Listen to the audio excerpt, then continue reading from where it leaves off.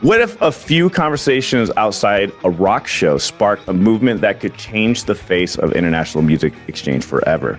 Welcome to a very special episode of the Solid Sound Podcast, where we take you behind the scenes of One Sky Music, a brand new nonprofit born out of pure passion, long nights, and a sidewalk brainstorming sessions outside of bandmade shows.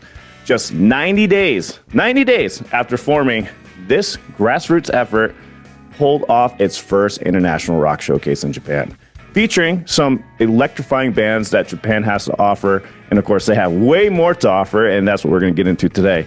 But that's just the beginning, okay? So now with 2 U.S. shows on the horizon, October 10th at the El Rey Theater in L.A. and October 13th at the Sony Hall in New York City, One Sky is bringing Nemophila, Risky Melody, and Elika stateside. And trust us, if you haven't seen Hazuki rip a solo live, ready, okay? So you need to get there and watch it. But behind the excitement lies the tales of chaos, all right? Just like any startup, right? Unauthorized ticket options, lost in translation contracts, mystery VIP perks that don't actually exist, and fans who already got charged for them. But we're going to get into all that, address all those concerns.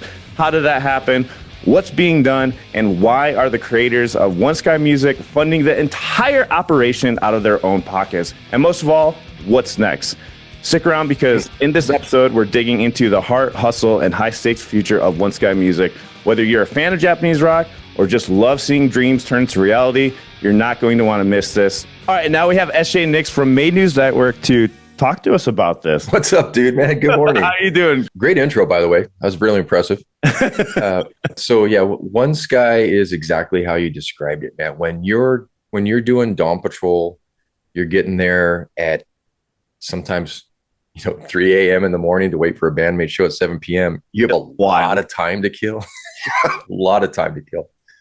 So we sit around and have these goofy conversations about what ifs. So a couple of heavy hitters in the bandmate community, Mike Barber and Richard Hogan, are having conversations about why can't other bands come to the U.S. and play shows, and what does that look like? And they brought in Stephen Williams. It makes me feel good that I was invited to be part of the board. I respectfully declined. See, at least smart enough to say no to stuff, because I would have just said yes. That's my biggest issue, is saying no. So I'm really impressed that you're able to be like, I got too much on my table. I'm just going to say no. It would have been fun and great to do it. I'll help out with the logistics for the LA shows. In February, all of this started to get, these conversations turned from just silly conversations into maybe we should try this. I bet you we could. And so in a matter of months, they had a show in Tokyo, in Shibuya. So it was Doll Parts, Exist Trace, and Risky Melody. So those who don't know who Exist Trace are, they're one of the elder statesmen, all-female bands in Japan. They go back to the 2000s. Their sound has evolved over the years, but they've been around a very, very long time. So for them to be a part of the first One Sky show is pretty damn impressive. So I'm assuming this is yes, right? Yeah. Okay. And this is a group that I have not heard yet. So I definitely will have to check all these out on my next live stream. True was the first song I heard from them, 2012, 2013-ish. And then something newer is Dream Rider. Both have videos, and both are fantastic songs. Is it a visual A style group? Yes. Not like Visual K, kind of like Aldius is power metal light. Exist Trace is VK light. But if you go way, way back, they definitely much more of a hardcore sound. They kind of softened their sound a little bit as they matured. Gotcha. The bass player, Naoto, is she's the one that really kind of kept it. She's got the white face paint and just kind of the dead inside look. I feel like with the VK bands, you get a lot of that too. Sometimes with some of the members. Yeah, there's a couple in the band that are the ex-Japan Visual K, and then Naoto is kind of the Duran Gray version. Yeah, there you go. Well, that's really cool. That's awesome that you got a band that's been around for so long to do this. So how did you reach out to them? How did you guys get a hold of them to do these showcases? Mike especially has been around the scene for a long time and has contacts in various levels and aspects of that scene. He spends almost half the year in Japan, and most of that time just going to shows, everything from smaller club shows up to, the bigger arena bandmate type shows. He's like a club crawler at heart. He loves these smaller bands and has a lot of belief in them and is very willing to put his money where his mouth is. And once you break through that top veneer of it's just conversation, and you start flashing like tens and thousands of yen, hundreds of thousands of yen around, people start to take you a little more serious. And then you're able to build this out. He has a really good relationship with Risky Melody. That's like one of his favorite bands. Oh, with Risky Melody, what style of music is that? Because they're coming back again for you guys. They're going to be doing more outside of that first showcase, right? They're one of the bands that we're planning on getting here in the U.S. They're the repeat band. So they played the Shibuya show, and then they'll be playing both shows here in L.A. And they're kind of described as like idol rock. Obviously, Nemo is kind of a, I guess, metalcore. Yeah. I don't know what the Nemophila? Yeah. Oh yeah. Yeah, they're like new metalcore, they have more new metal style to them for sure. That's Okay, fair enough. well, you say it like this. Nemophila is what new metal should have sounded like or should have evolved to after all the immature stages just like went to the background. You know what I mean? I feel like Gotcha, yeah. it was such an infancy when new metal came out, and then Nemophila is a matured version of it. And then Alaka is just described as easy core / punk. I'm so over subgenres, dude. I've been doing this since the 80s.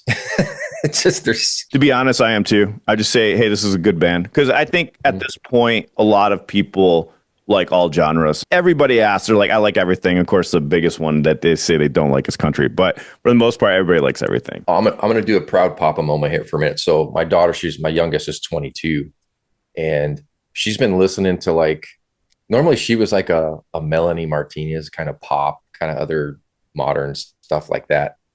And she's like, the other day, she's like, yeah, I've been listening to, one of her friends turned her on to Nightwish.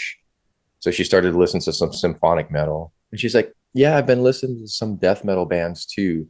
And she threw some names at me that I hadn't heard before, but then she's digging through my CD collection, pulling out Children of Bodom. She's pulling out some older stuff, some old like Megadeth to listen out, Celtic Frost. I'm like, you go, girl. Children of Bodom. I never expected you to listen to Children of Bodom. That's the first one. Oh, by the way, R.I.P. Ozzy Osbourne. He just passed away. That's still man, a little sidetrack. So my opinion on that is, yes, it's sad, but I can't be sad for a dude that had that life and had that much impact and fucking went out in glory. Dude has his last show 2 weeks later. He's like, okay, I'm out. I mean, talking about going out on top. It's like he knew, like, because he just came back at the nick of time, right? But like you said, he lived a full life. And to be honest, I thought he was older when he passed away at 76, I believe was the age they said. I thought he was like already in his 90s, to be honest.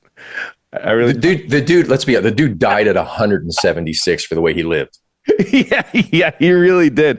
I mean, for the amount of stuff that he did, it was pretty wild. I'm sorry, everyone that's like, all right, let's get that's right here. All right. So their mission is to facilitate understanding, encourage cooperation, study, appreciation of sharing music, arts, and culture between the U.S. and Japan by establishing shared communities of interest and enhancing communication. So that is their mission. I'm going to have the link to their site down below in the description. Make sure you go check it out. And man, they got Nemophila coming, all right? They got Nemophila coming, and you all need to get to these shows to show your support and love. The more people we get to these shows, the more you buy the merch, the more you buy the tickets, the better of a chance that we can convince more bands to come over here. Because I know this is not very cheap to get these bands over here. Not only is it visas, transportation. How are you guys getting this done? What are the logistics going on with this? This is a 6-figure plus operation, and visas alone were over 40 grand. This is a true passion project that is definitely going to operate at a loss the first time. But that's built into it. And One Sky is just about done with it. It's a 501c3, which means it's a nonprofit. No one's making money out of this. This is solely to get the culture exchange aspect of this going. Once we get on the other side of these two shows and we can show that it works, and even though the finances are upside down on it, we'll start getting more bands who want to do it, and we'll get better at it, and it'll get cheaper just by the nature of being more efficient at what we do. and not making either, unforced errors, for the lack of a better word. Some of it has been the Japanese side. There's lost in translation stuff. Their venues are being a little overzealous with what they want to do. And then a combination of the two. So the ugly elephant in the room is both shows now have had some drama over VIP stuff. The New York show was a full-blown refund because there was meet and greets that were offered that were never agreed to. And as far as LA, they released a VIP after they released Fast Pass, which makes 0 sense. I'm not privy to the inner workings of that, but there is a fix in the works that may not be perfect, but should at least assuage some of the unhappiness. So that being said, guys, this is a startup. This is completely normal. And to be honest, I'm happy that it's been this minimal because it could be a lot worse. So that's the best way to think about this. Be patient with them forming this. This is a nonprofit. This is something that they're working out the kinks. And there is so many moving parts. There's a reason why, like, you have companies like Ticketmaster doing their own thing, outside of the other stuff. And then they build from there, and it just takes a lot of time, a lot of effort, a lot of people. I don't know how many people you guys got working behind the scenes, but it sounds like it's very minimal, just a couple people. It sounds like that I'm hearing. Are you guys going to be bringing in somebody, that's more fluent in Japanese to probably facilitate some of these later meetings or later negotiations, maybe to help with this kind of thing? It's not a fluent in Japanese issue. I think it's a fluent in English issue. Even though a venue is under, say, well, let's take Live Nation. A venue is under Live Nation. That venue is still going to have people who they have their way of doing things within what Live Nation lets them do. Well, we're dealing with venues that aren't. Another thing is they don't understand US side Japanese music. We're fucking crazy. We'll line up at, like I said, 2, 3, 4, 5, 6 in the morning with a GA ticket because we want to be right up front where all the action is. To them, they hear a VIP ticket means, oh, I can get there 20 minutes before the show starts and go sit in my private VIP section. No, we don't want that. We buy VIP for the sole purpose of getting in before everybody else.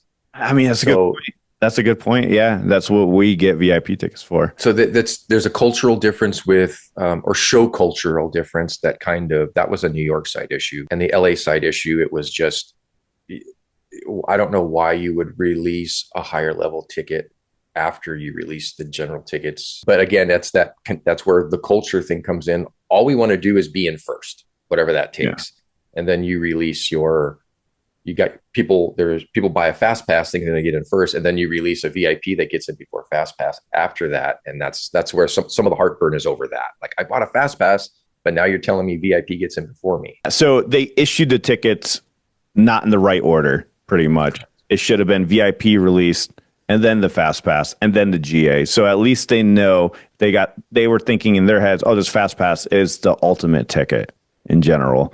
Yeah, I can see the confusion there.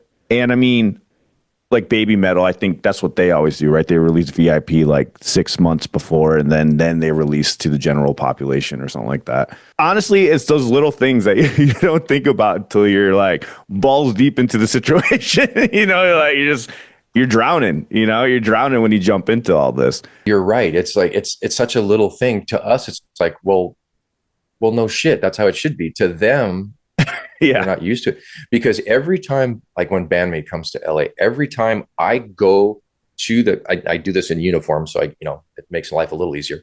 But I go in there and I'm like, hey, I just want to let you know this is what's going to happen. There will be people here that will be here at 5 a.m. waiting for the 7 p.m. show, and they're like, get the fuck out of here. I'm like, no, seriously, I just want to let you know that this is what's going to happen. We'll take care of ourselves. Well, to be honest, even I was surprised with the Bandmate shows. I didn't expect that. All right. I really didn't. And then I started showing up early. I will not show up early anymore, though. I'm done with that life. I can't show up at 6 in the morning and wait 12 hours. I love talking to everyone, but I'll show up 4 hours early, 3 hours early, maybe, but not 10 hours. Shout out to all of you that can do that. And Never feels the same way. Everyone shows up so early.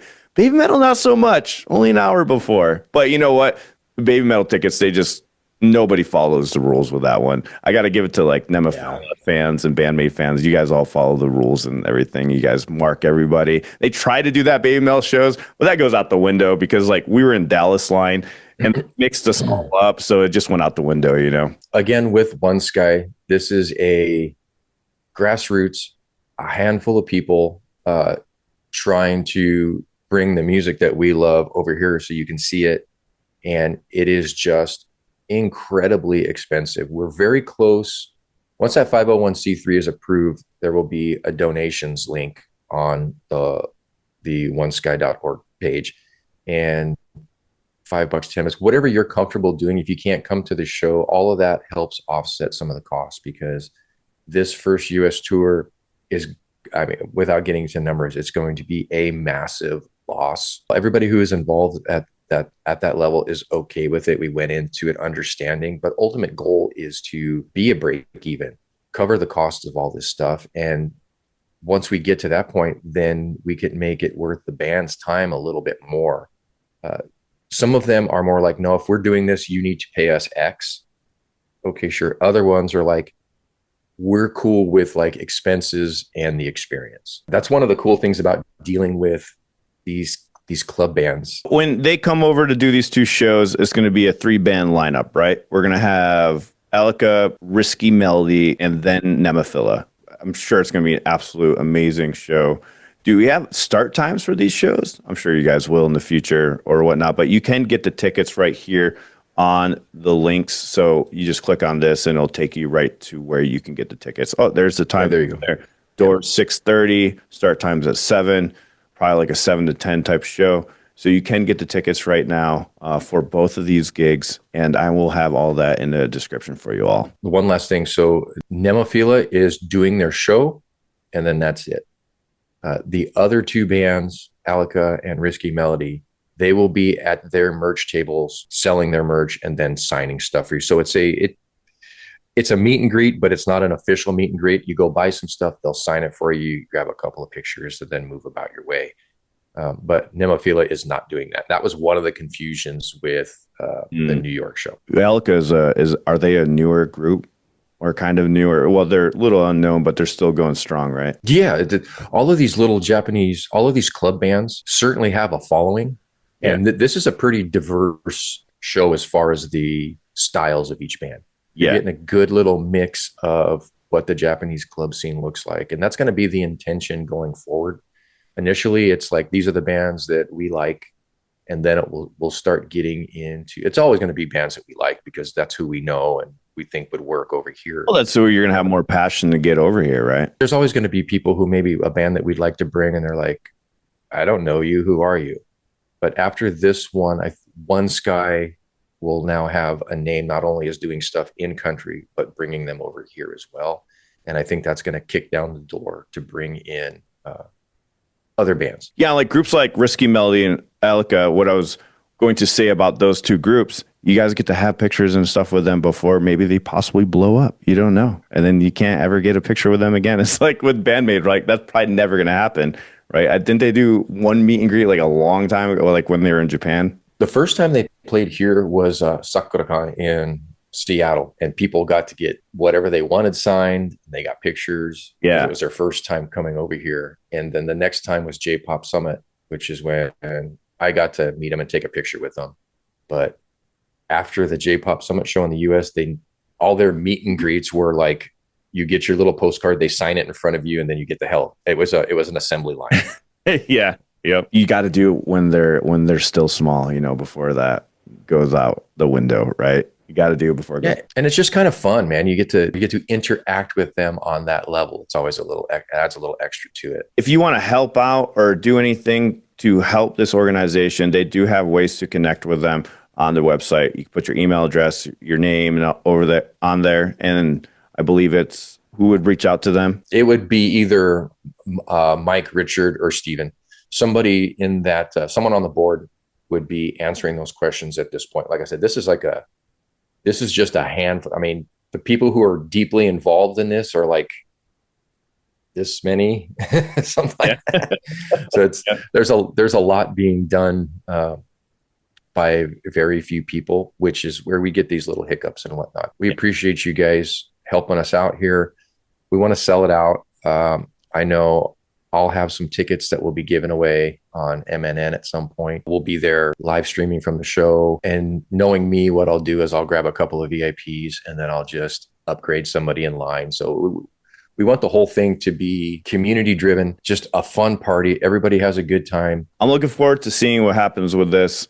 I know it's going to be successful with you guys putting all your efforts into it. And I know the community, I know there's somebody out in the community that just watched this video and is going to reach out and probably help you guys make this even better. So if you have any ways to help them, reach out to them. They have ways, they have emails, they have social media. You also can check out Made News Network, where they talk about all the news for Bandmate and other upcoming bands out of Tokyo. So make sure you check out SJ Nix's channel, and they'll like you said, he's going to be doing tickets, possibly giving away tickets, upgrading at the line, things like that. So more reasons to go follow Made News Network. Make sure you join the email list for this website. They do have an email list on there, so you'll get notified when shows are about to happen, when they're going to happen, things like that. From One Sky Music. Yeah, One Sky Music. And I really, really want to reiterate, this is not just a fuck around type of thing, for lack of a better word. We've already got a show planned for May of next year in Japan, and looking forward to the next trip here to the US. This is a long haul thing. We want to build it out. We want it to be successful. We want to help those bands, and we want to let people here in the US experience what it's like to see some of these bands that you otherwise wouldn't get to see. Yeah, exactly. So I hope you guys all enjoyed this special episode. I'm sure SJ will be on another one in the future. So I love having you on here, talking some music and everything. So make sure you come join us every Sunday at 9 a.m. Mountain Standard Time, where we talk about our favorite musicians from all over the world. Hope you all have a good one. Stay safe. See you all next one. See you.